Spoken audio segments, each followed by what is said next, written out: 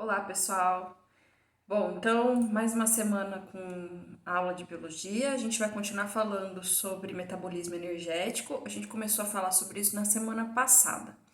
E aí, na semana passada, quando a gente falou sobre metabolismo energético, a gente viu que essa é uma parte específica do metabolismo que tem relação com a produção de energia que a célula consegue utilizar para o restante do seu metabolismo, né? Na semana passada, a gente viu que essas reações elas têm relação com a transformação de energia nos seres vivos, né? Os seres vivos têm essa habilidade de transformar um tipo de energia em outro tipo de energia, né?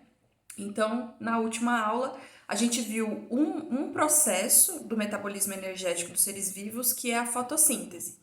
E como é um processo do metabolismo energético, é um conjunto de reações que tem a habilidade de transformar um tipo de energia, que é a energia luminosa do Sol, em outro tipo de energia, que é a energia química presente entre as ligações dos átomos da molécula de glicose, certo?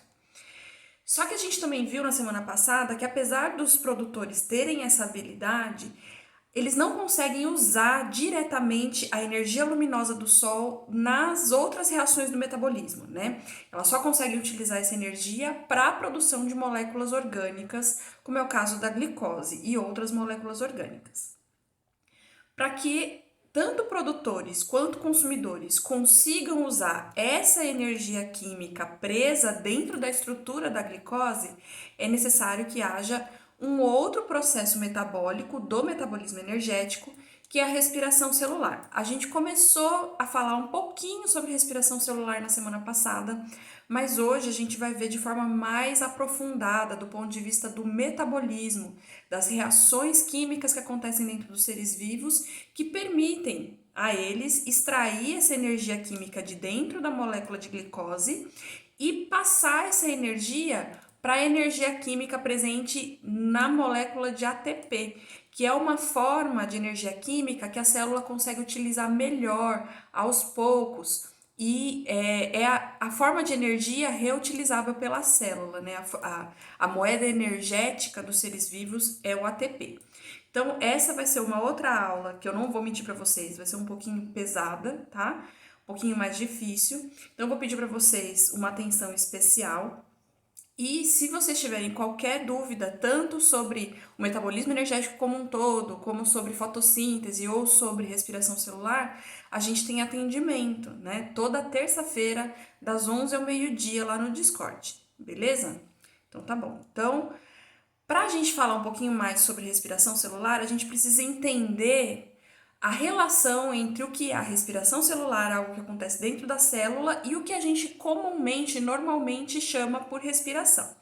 Então, vocês devem saber, já devem ter visto no ensino fundamental, que o que a gente chama de respiração, do ponto de vista fisiológico, do funcionamento do nosso corpo como um todo, é esse processo no qual a gente inspira o ar rico em oxigênio da atmosfera e depois expira um ar rico em gás carbônico que saiu de dentro dos nossos pulmões.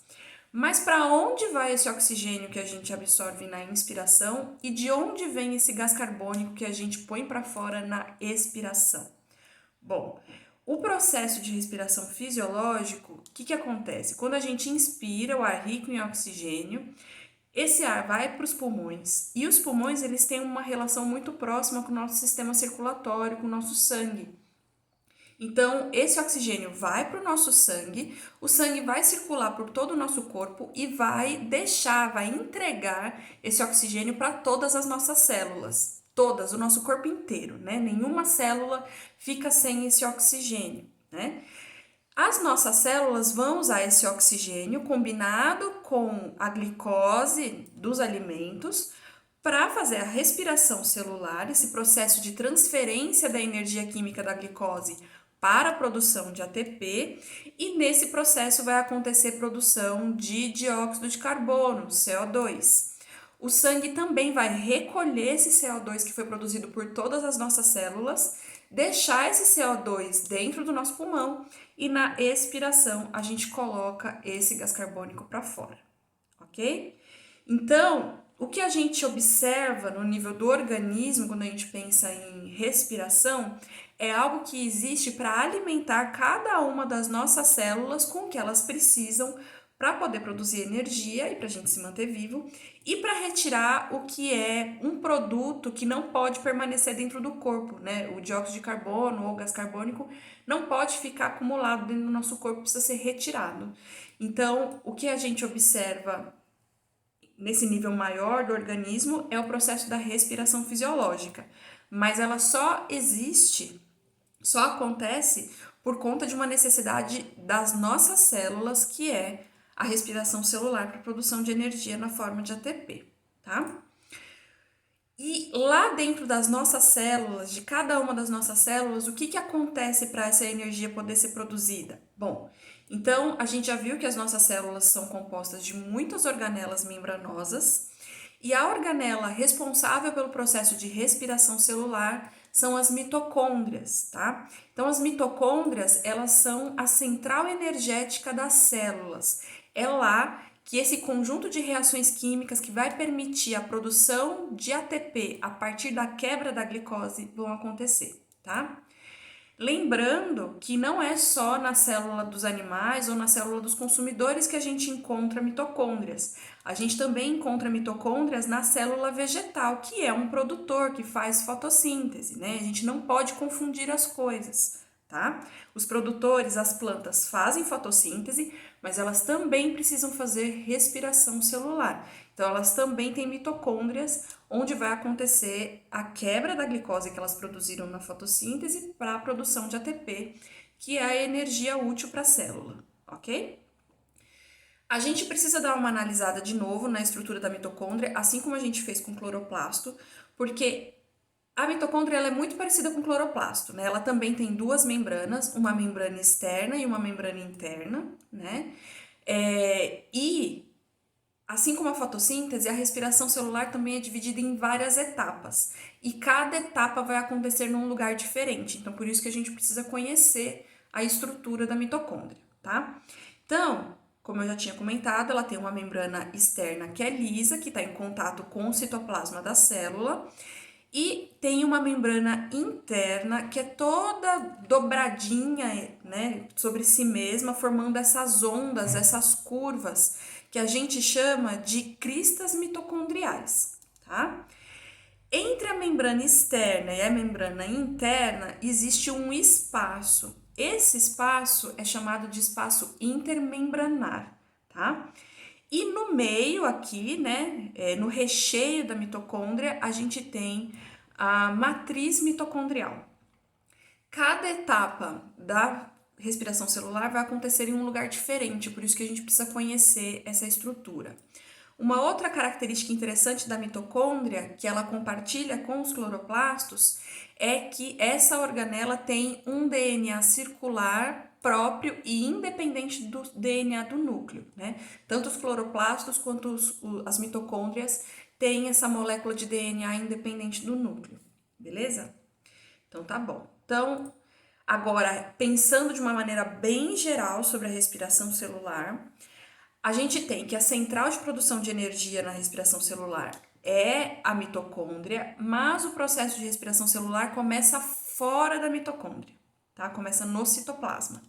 Então, aqui a gente tem um esquemão geral mostrando pra gente todas as etapas da respiração celular, e a gente vê então que nesse processo a gente vai usar as moléculas orgânicas dos alimentos, especialmente a glicose, combinada com oxigênio para a produção de ATP, né? Então, o início desse conjunto de reações químicas vai acontecer no citoplasma, na primeira etapa da respiração celular, que se chama glicólise, tá? E glicólise, do latim, lise quer dizer quebra, né?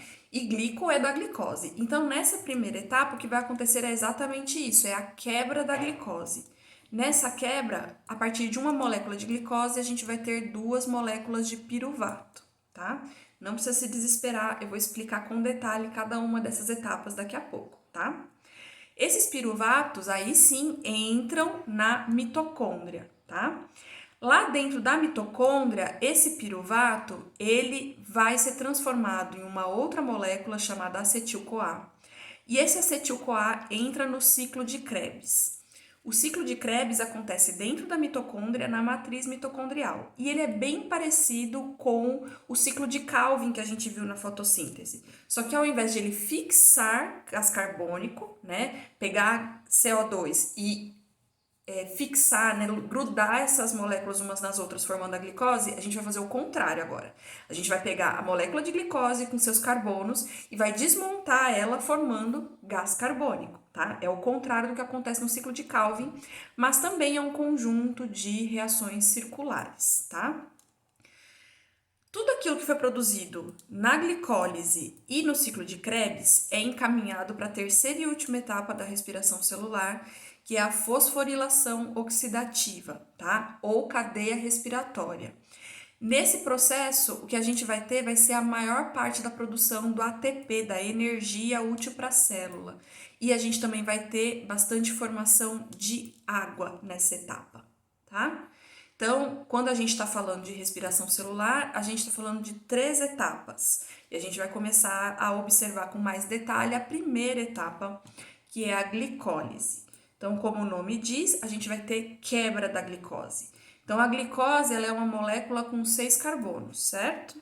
A gente já viu isso lá na fotossíntese. No processo de glicólise, a gente vai quebrar a glicose em 2 moléculas de 3 carbonos, que é chamado de piruvato ou ácido pirúvico, tá? Nesse processo de quebra, a gente vai ter a produção de 2 moléculas de ATP e de 2 moléculas de NADH2, tá? O NADH2, assim como na fotossíntese, ele vai servir como um transportador de hidrogênio, né? Ele é um transportador de hidrogênio e elétrons para as próximas etapas da respiração celular, mais especificamente a última etapa aqui, que é a etapa da cadeia respiratória e fosforilação oxidativa, tá? Então, aqui, só para ficar mais claro, para a gente ficar mais visual esse negócio de quebrar a glicose em outras 2 moléculas menores, a gente tem então aqui um esqueletinho, certo? Da molécula de glicose, e aqui dá para ver que essa molécula tem 6 carbonos. Os carbonos são essas bolinhas cinzas, né? Então, tem 1, 2, 3, 4, 5, 6, certo? No processo de glicólise, a gente vai quebrar essa molécula grande em 2 moléculas menores aqui, certo? Cada uma delas com 3 carbonos. Então, aqui 1, 2, 3 carbonos em uma, 1, 2, 3 carbonos na outra, certo? Nesse processo, a gente vai transformar 2 ADP juntando com 2 grupos fósforo, né, 2P, um em cada ADP, formando 2 ATP, adenina trifosfato. Então, aqui ela tinha 2 fosfatos, juntou com um fosfato, formou 2 ATP com 3 fosfatos cada um, certo? E a gente também teve formação de NADH2. Então, existia NAD+, no citoplasma disponível, combinado com hidrogênios e elétrons que foram retirados da estrutura química aqui da glicose, formando 4 NADH2, tá? E isso vai para as próximas etapas da respiração celular. A próxima etapa, então, é o ciclo de Krebs, tá? Só que aquela molécula de 3 carbonos, que é o piruvato ou ácido pirúvico, não consegue entrar diretamente no ciclo de Krebs. Ela precisa de uma reação anterior. Então, antes de entrar no ciclo de Krebs, ela precisa ser transformada em uma molécula um pouco menor, tá? Então, aqui a gente tem o piruvato com seus 3 carbonos, certo?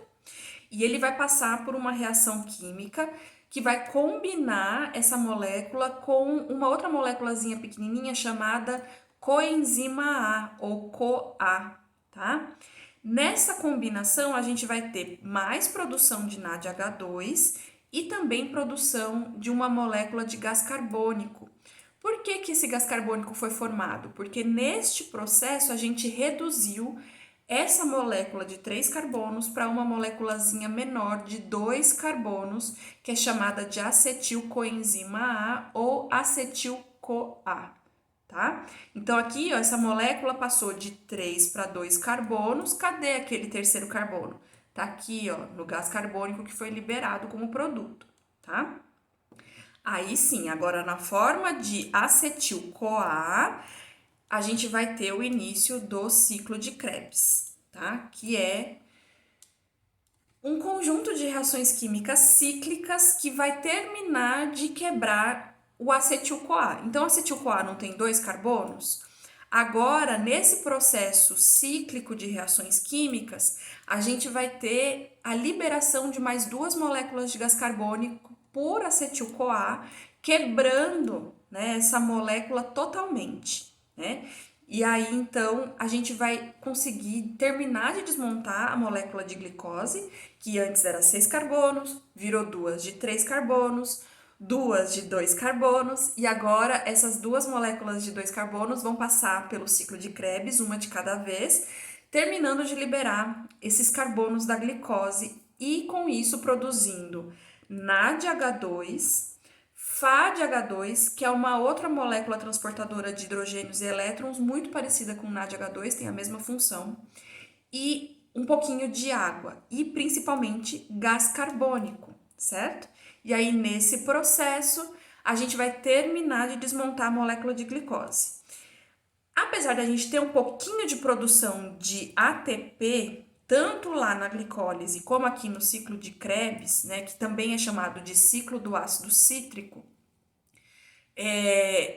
a produção é muito pequena aqui, tá? A maior produção de ATP vai se dar aqui na última etapa de cadeia respiratória e fosforilação oxidativa, que vai consumir esse NADH2, esse FADH2 que foi produzido nas duas primeiras etapas para essa produção de ATP, tá? Aqui, sobre ainda o ciclo de Krebs, a gente tem uma animação que mostra essas transformações da molécula ao longo desse conjunto de reações cíclicas, né? Vocês não precisam conhecer essas modificações a fundo, não precisam decorar o nome dessas moléculas intermediárias, tá? A única que vocês precisam saber é o acetil-CoA. E entender que esse acetil-CoA vai passar por uma sequência de reações químicas em que ela, a princípio, até aumenta de tamanho, né? Ela passa de uma molécula de 2 carbonos para uma molécula com 1, 2, 3, 4, 5, 6 carbonos. Mas, no final das contas, o que a gente tem é liberação desses carbonos, né, do acetil-CoA na forma de gás carbônico de CO2, e no final do processo cíclico, a gente tem a restauração aqui dessa molécula com 4 carbonos, que quando se combina com o acetil-CoA de 2, forma de novo o ácido cítrico com 6 carbonos, tá? Então, a gente tem essas transformações cíclicas, né, que vão permitir a mitocôndria terminar de desmontar a molécula de glicose, tá? Dá para perceber que isso de quebrar a molécula de glicose de forma controlada não é tão simples, certo? Exige uma série de reações químicas. Por isso que a gente junta todas elas e fala sobre metabolismo energético, né? Então, porque são muitas reações químicas, elas formam um metabolismo por si só, né? Bom, então agora a gente vai para a última etapa da respiração celular, que é a etapa da cadeia respiratória. E ela tem esse nome, primeiro, porque ela é formada por uma cadeia de proteínas carregadoras de elétrons, muito parecido com o que a gente viu lá na fotossíntese, tá? Então a gente vai ter essa etapa da respiração celular acontecendo nas cristas mitocondriais, né, aqui nessa membrana interna da mitocôndria, né?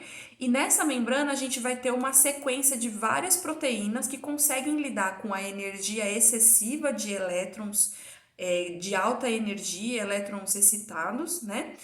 E vão utilizar essa energia para a produção de ATP, né? Então, elas vão carregar esses elétrons e no final desse processo vai colocar esse elétron, que já vai estar mais calminho, com um pouquinho menos de energia, em um átomo de oxigênio, né? Então, é por isso que é chamada de cadeia respiratória, porque aqui finalmente a gente vai ver para que serve o oxigênio na respiração celular, né? E com isso a gente vai ter formação de água, muito parecido com o que a gente viu na fotossíntese, só que dessa vez ao contrário, né? Bom, Então, aqui a gente tem um esqueminha que mostra um pouquinho mais como é que funciona esse processo, né? Então, aqui a gente tem um esqueminha que mostra toda a sequência das proteínas, né? Carregadoras de elétrons da cadeia respiratória. Elas são chamadas também de citocromos, tá?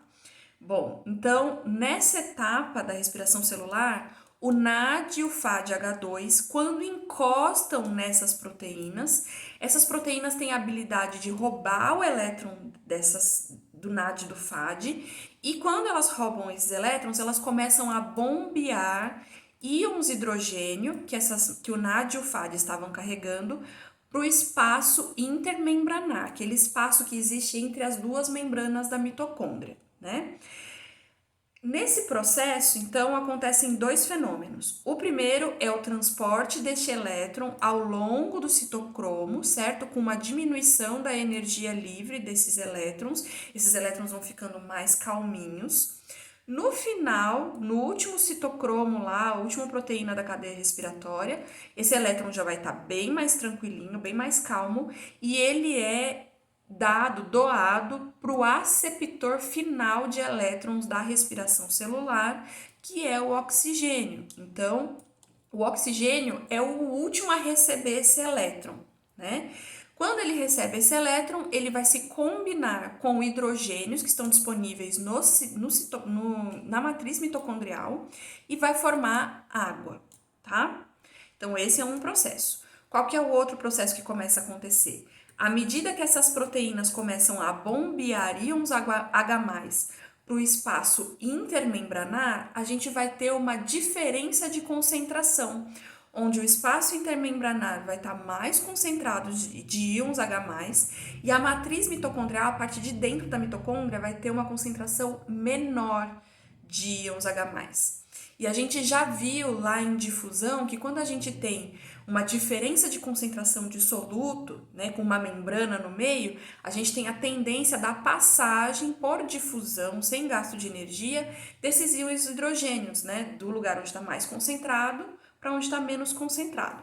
Nesse caso, vai ser a passagem desses íons H+, do espaço intermembranar para a matriz mitocondrial.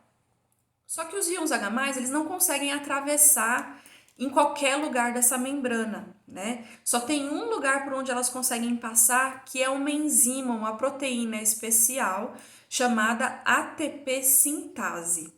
É só na ATP sintase que ela consegue, que esse íon hidrogênio consegue passar. E quando um íon hidrogênio passa por essa proteína especial, ela tem uma ação de enzima e ela vai fazer uma reação química. Qual reação química? Juntar ADP com P, formando ATP. Então, nesse segundo processo que a gente tem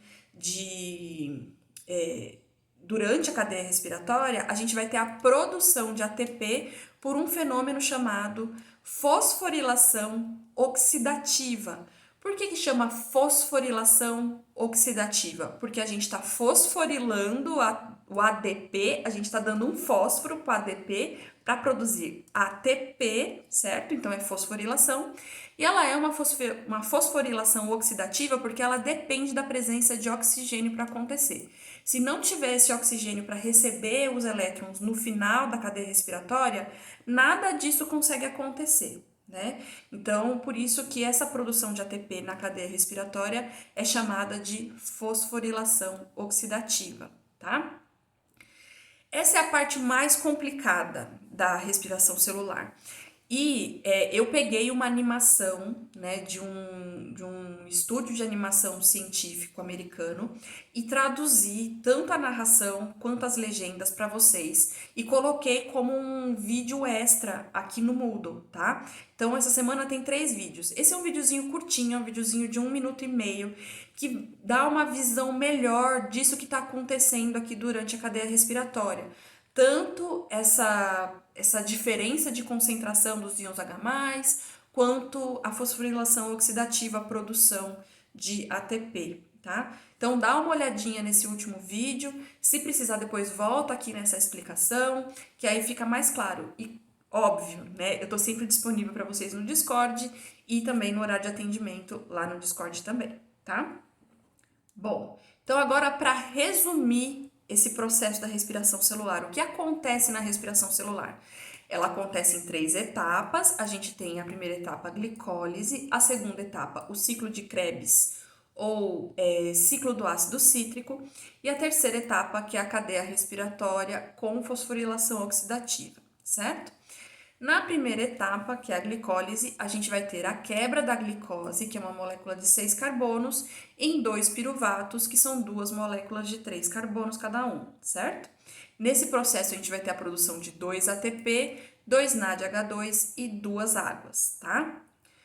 Na segunda etapa, que é o ciclo de Krebs, a gente vai ter a transformação do piruvato em acetil-CoA, e esse acetil-CoA vai passar pelo ciclo, né, pelo aquele conjunto de reações cíclicas, para ser degradado a gás carbônico, né? Nesse processo, a gente vai ter a produção de 2 ATP, 6 NADH2 e 2 FADH2.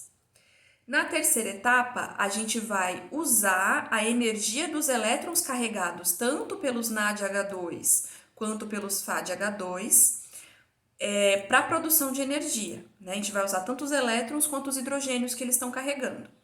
E nesse processo, a cadeia respiratória, a gente vai ter a produção entre 26 a 28 ATPs e 4 moléculas de água. Essas produções que a gente está vendo aqui são por molécula de glicose, tá? Então, cada molécula de glicose, na glicólise, produz 2 ATP, no ciclo de Krebs produz 2 ATPs também, e na cadeia respiratória produz de 26 a 28 ATPs, tá? Então, se a gente for analisar o processo como um todo, a gente tem, para cada molécula de glicose, passando pelo processo de respiração celular, a produção de 30 a 32 ATPs, tá? E isso é muito ou é pouco? Como que a gente vai saber, né? Como a gente compara isso? A gente compara observando outros organismos que não conseguem fazer respiração celular, tá? Que é o tema do vídeo agora a seguir. A gente tem essa semana esse vídeo e tem mais um, e aí nesse outro vídeo a gente vai fazer uma comparaçãozinha, tá bom?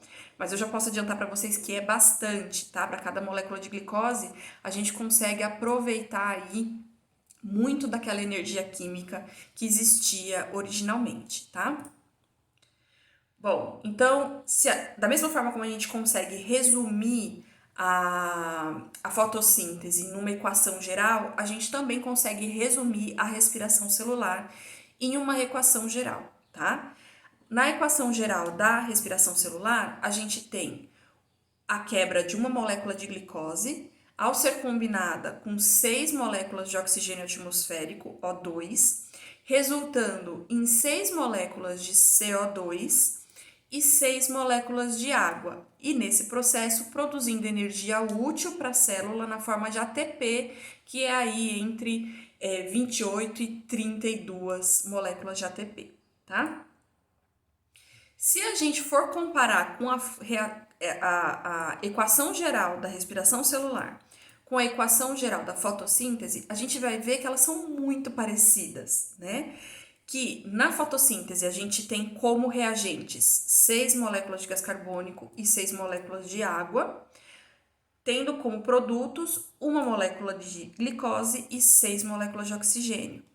Na respiração celular, tudo aquilo que foi produzido como produto na fotossíntese é utilizado como reagente na respiração celular. Então, 6 oxigênios combinados com a molécula de glicose, aqui na respiração celular, a gente vai ter a produção como produtos 6 moléculas de gás carbônico e 6 moléculas de água, que é exatamente aquilo que foi utilizado na fotossíntese como reagente, né? Então, quando a gente observa um conjunto de seres vivos que vivem no mesmo ambiente, a gente percebe que os processos de fotossíntese e de respiração, eles são complementares, tá? Então, aquilo que é produzido na respiração celular é consumido na fotossíntese para a produção daquilo que vai ser utilizado como reagente na respiração celular. E todo esse processo ocorre dentro de uma única célula, dentro de um único organismo, ou quando a gente observa o conjunto dos seres vivos, para poder fazer a transformação da energia luminosa do Sol em um tipo de energia que as células possam utilizar, que é o ATP, né? Quando esse ATP é consumido nos outros processos fisiológicos dos seres vivos, em última instância, no final dessas transformações de energia, a gente tem produção de energia térmica ou calor que é perdido para o ambiente e que os seres vivos não conseguem reaproveitar, tá?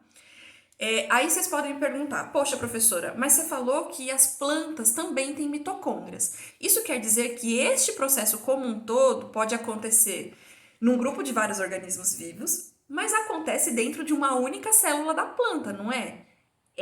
Tá? Então a planta, ao mesmo tempo que ela faz fotossíntese, ela vai usar aquilo que ela produziu na fotossíntese, moléculas orgânicas, glicose e oxigênio, para fazer respiração celular.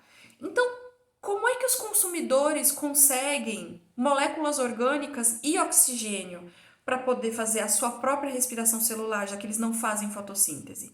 É que, para nossa sorte, os produtores produzem moléculas orgânicas e oxigênio em excesso, tá? Elas produzem muito mais glicose e muito mais oxigênio do que elas conseguem consumir na respiração celular. Esse excesso de moléculas orgânicas elas usam para a composição do próprio corpo delas, das folhas, das raízes, dos caules, né? Se a gente estiver falando de uma planta. E o excesso de oxigênio é liberado para a atmosfera, para fazer aquele ciclo do oxigênio, né? Então, nós consumidores vamos conseguir moléculas orgânicas consumindo o corpo desses produtores ou de outros consumidores, né, que algum deles consumiu um produtor, e a gente vai obter oxigênio da atmosfera a partir desse excesso que os produtores liberaram, tá? Então, aqui consegue acontecer todo o processo, tanto em nível celular, quanto em nível do indivíduo, quanto em nível de todos os seres vivos do planeta. Isso é muito louco. Se vocês pensarem que é o que acontece dentro da célula de um organismo produtor, está conectado diretamente com o que acontece dentro de uma célula de um organismo consumidor, como é o nosso caso. Beleza? Bom, pessoal, nesse vídeo é isso, tá? Agora a gente tem o próximo vídeo em que a gente vai falar sobre um processo diferente de produção de energia a partir da quebra da glicose, que é a fermentação, tá bom? Então, até já!